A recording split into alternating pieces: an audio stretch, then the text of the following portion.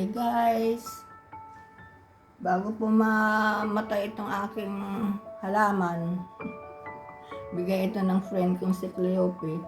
Ililipat ko na po dito sa paso na malaki. Yan.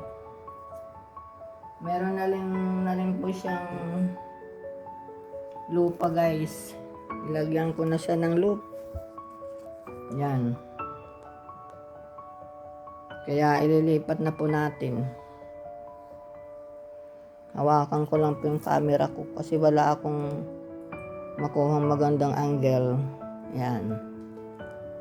Maugat din ito eh. Tsaka ano siya, maamoy. Pag matagal sa tubig, pinalitan ko nga kahapon pero may amoy pa rin. Kaya yan guys. Baka kasi mamatay. Sayang naman. Yung kunting nakahiwalay, nakababad sa tubig, wala siya masyado pang ugat. Kaya hindi siya maamoy. Yung ugat pala dahil siyang mabaho. So yan.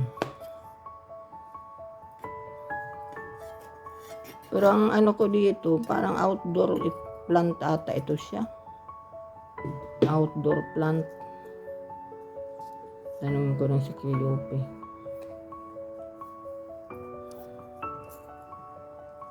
Pero obra rin siya sa indoor.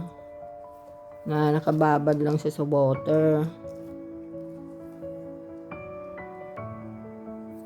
Pero dahil may mga paso naman ako ngayon, nilagay ko na siya sa malaking paso.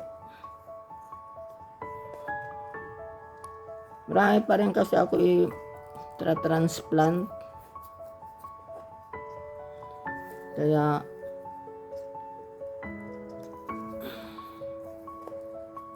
isa lang itong aking tatanim ng halaman na ito. Ewan ko anong tawag nito guys. Does anyone know how we call this, or we can search from Google?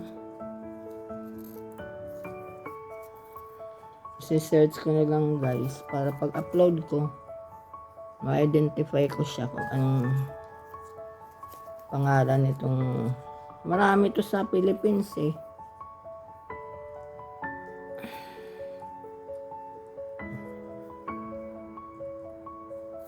Yan. Pag nagtatanim po, medyo didiinan po ng konti para medyo secure siya. Yan. Didiinan po natin ng konti siya.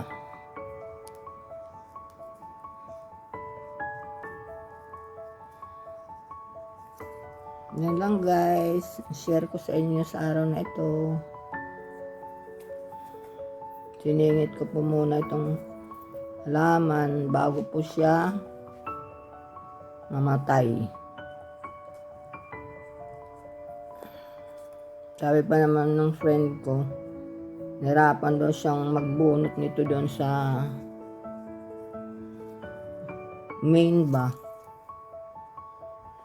plant niya. Kaya kailangan natin alagaan din itong mga bigay sa atin. Di ho ba? Thanks Cleope, shout out to you.